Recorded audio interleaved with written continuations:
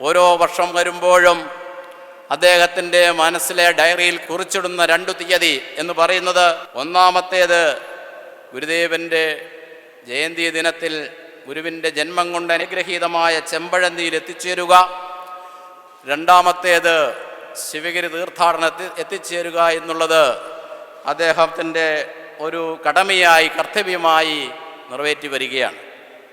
ഞാനത് സൂചിപ്പിക്കുവാൻ കാരണം, ഏതാനും ദിവസങ്ങൾക്ക് മുമ്പ് ക്ലിപ്പ് ഹൗസിൽ ബഹുമാനപ്പെട്ട മുഖ്യമന്ത്രിയെ തീർത്ഥാടനത്തിന് ക്ഷണിക്കാൻ ചെന്നപ്പോൾ ഞാൻ വരുമല്ലോ എന്നാണ് അദ്ദേഹം ഇങ്ങോട്ട് പ്രതികരിച്ചത്.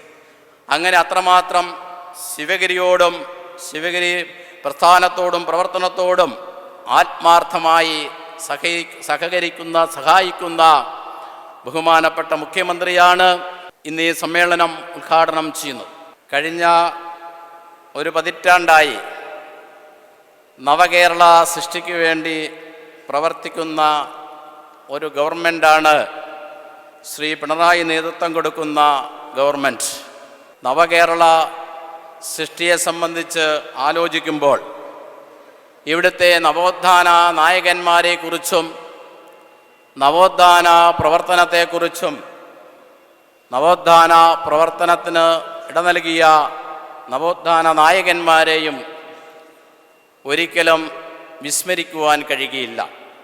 അതുകൊണ്ട് തന്നെ നവകേരള സൃഷ്ടിയെ സംബന്ധിച്ച് ആലോചിക്കുമ്പോൾ ഭാരതത്തിൻ്റെ, പ്രത്യേകിച്ചു കേരളത്തിൻ്റെ നവോത്ഥാന പാരമ്പര്യത്തിന് ഒരു ചാലകശക്തിയായി ശ്രീനാരായണ ഗുരുദേവൻ്റെ ജീവിതവും ദർശനവും നിലകൊണ്ടു എന്നതിൻ്റെ അടിസ്ഥാനത്തിൽ നവകേരള സൃഷ്ടിക്ക് ശ്രീനാരായണ ഗുരുദേവൻ്റെ പങ്കുകൂടി വിലയിരുത്തിക്കൊണ്ടാണ് സംസ്ഥാന സർക്കാർ പ്രവർത്തിക്കുന്നത് എന്നുള്ളത് വളരെയേറെ സന്തോഷകരമാണ്.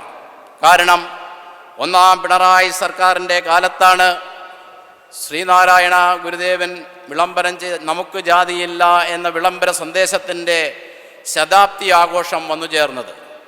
നമുക്ക് ജാതിയില്ല എന്ന വിളംബരത്തിൻ്റെ ശതാബ്ദി ആഘോഷം ഗുരുദേവ ഭക്തരും മറ്റ് ശ്രീനാരായണ പ്രസ്ഥാനങ്ങളും ഏറ്റെടുക്കുന്നതിന് മുമ്പായി സംസ്ഥാന സർക്കാർ അതിൻ്റെ ശതാബ്ദി ആഘോഷം ഏറ്റെടുത്തുകൊണ്ട് നാടിൻ്റെ നാനാഭാഗങ്ങളിൽ ആഘോഷ പരിപാടികൾ സംഘടിപ്പിക്കുവാൻ സംസ്ഥാന ഗവൺമെൻറ് തയ്യാറാവുകയുണ്ടായി. അതിനുശേഷമാണ് സർവമത സമ്മേളനത്തിൻ്റെ ശതാബ്ദി കടന്നു വന്നത്. 1888 ശ്രീനാരായണ ഗുരുദേവൻ മതേതരത്വത്തിൻ്റെ മഹിത സന്ദേശം ഈ സമൂഹത്തിന് പകർന്നു നൽകിയുണ്ടായി. മതേതര സ്വതന്ത്ര ഭാരതം അതിൻ്റെ സ്വാതന്ത്ര്യ സ്വപ്നം സാക്ഷാത്കരിക്കുന്നതിന് പതിറ്റാണ്ടുകൾക്ക് മുമ്പാണ് ശ്രീനാരായണ ഗുരുദേവൻ മതേതരത്വത്തിൻ്റെ മഹത്തായ സന്ദേശം നമുക്ക് പകർന്നു തന്നത്. അതിനെ ഊട്ടിയുറപ്പിച്ചുകൊണ്ട് 1924 വാദിക്കാനും ജയിക്കാനുമല്ല അറിയാനും അറിയിക്കാനുമാണ് എന്ന വിളംബര സന്ദേശത്തോടുകൂടി സംഘടിപ്പിച്ച സർവമത സമ്മേളനത്തിൻ്റെ 2024 ശതാബ്ദി ആഘോഷം നടന്നപ്പോൾ ആ ആഘോഷ പരിപാടികൾ ഏറ്റെടുക്കുവാൻ സംസ്ഥാന സർക്കാർ തയ്യാറായി എന്നുള്ളതാണ്.